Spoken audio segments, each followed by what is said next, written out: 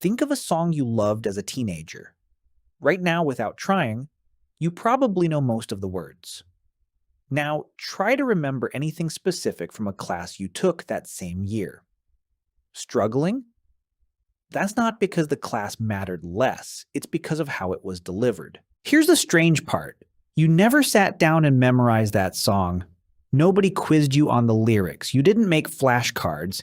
It just happened through repetition and rhythm, and it stuck so completely that you could probably still perform it word for word at a party 20 years from now. Meanwhile, you might have spent hours highlighting a textbook chapter, rereading your notes, genuinely trying to remember something, and within a week, most of it was gone. This isn't about effort. This is about format. And the reason goes back much further than your last exam. For most of human history, there was no writing, no books, no notes, no way to externally store information at all.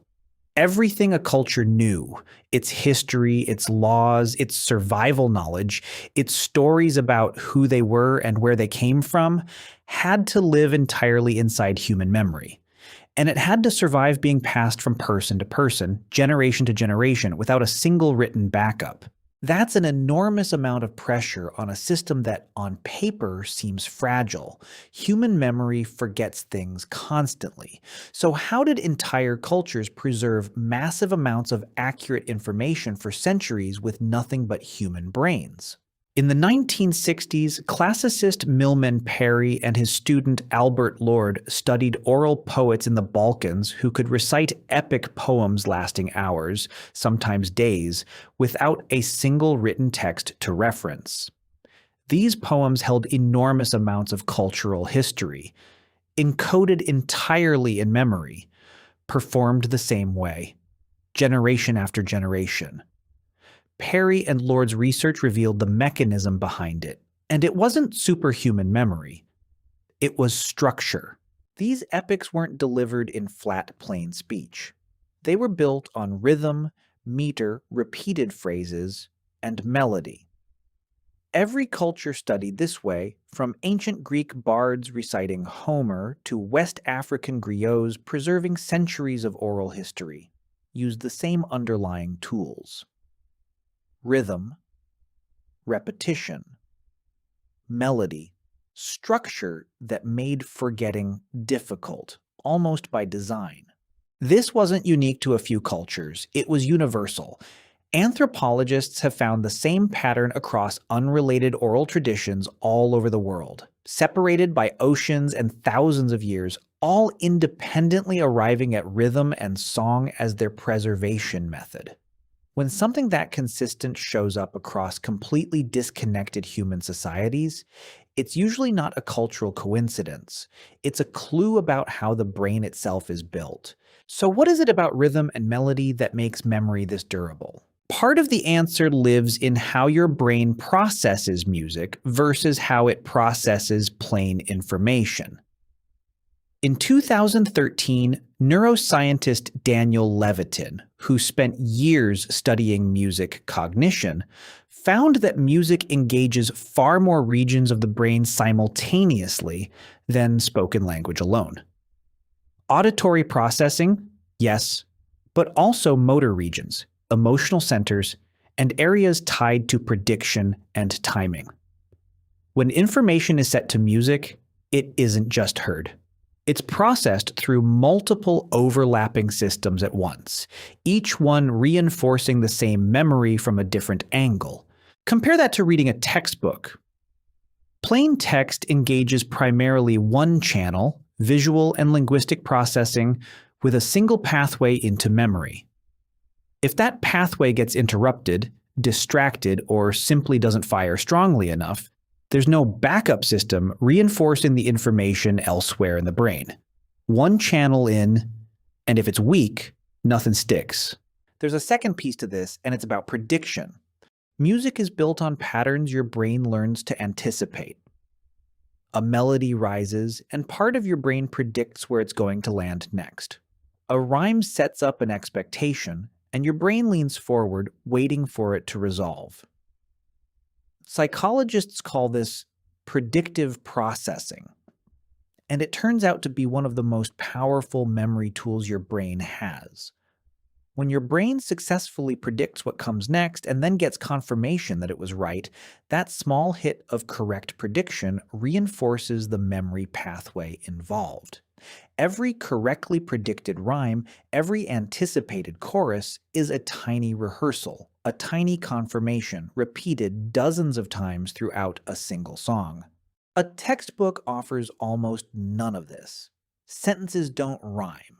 Paragraphs don't repeat with rhythmic variation. There's no melody guiding your brain toward what comes next. Every sentence arrives cold, with no pattern preparing you for it, and no confirmation loop rewarding you for correctly guessing where the information was headed. Your brain has to encode it fresh, from scratch, every single time, with none of the structural scaffolding a song provides for free. Then there's repetition itself, and how different it looks in each format. When you learn a song, you don't hear it once.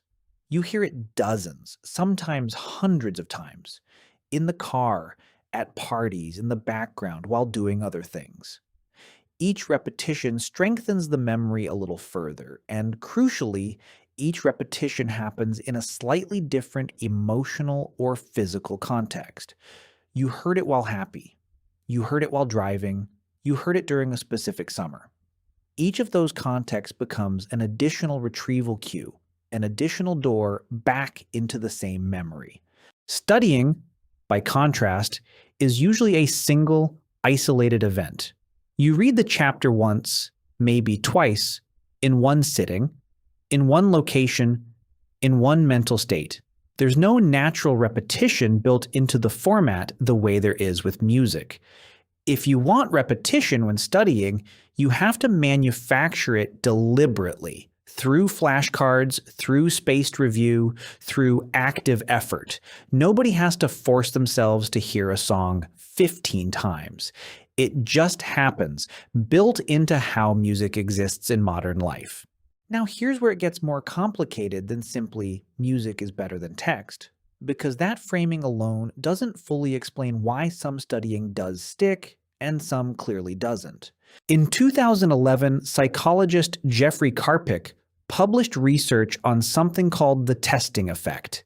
He found that actively retrieving information, quizzing yourself, trying to recall something without looking, strengthens memory far more effectively than passively rereading it. This matters here because it reveals something important.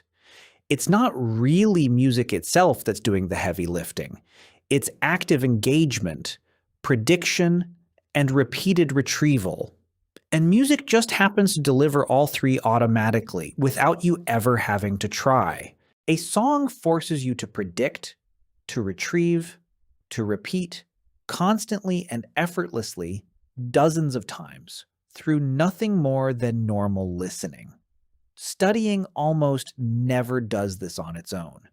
You have to deliberately build in the same conditions music gives you for free, or the information simply won't get the same reinforcement. There's a final piece here, and it ties directly back to why oral culture survived on memory alone for hundreds of thousands of years. Emotion. Music is almost never emotionally neutral. It's tied to specific memories, moments, feelings, sometimes entire chapters of your life. And emotionally charged information gets prioritized by your brain in a way that neutral information simply doesn't. This isn't a coincidence. It's the same mechanism responsible for why a single embarrassing memory can outlast 100 ordinary ones. Your brain treats emotionally significant information as more important to keep, and music, almost by its nature, arrives loaded with emotional weight. A textbook rarely offers that. Facts presented flatly, without rhythm, without melody, without emotional context, get treated by your brain as low-priority information, the informational equivalent of background noise. Your ancestors didn't have this problem because nothing important was ever delivered that way. Everything worth remembering, laws, warnings, history, identity, was wrapped in rhythm, melody, and emotional weight, because that was the only format memory could reliably hold on to across generations. So what do you actually do with this? You're not bad at remembering information. You're bad at remembering information delivered in a format your brain was never built to prioritize. The parts of your memory system that evolved across hundreds of thousands of years are still fully intact, still working exactly as designed.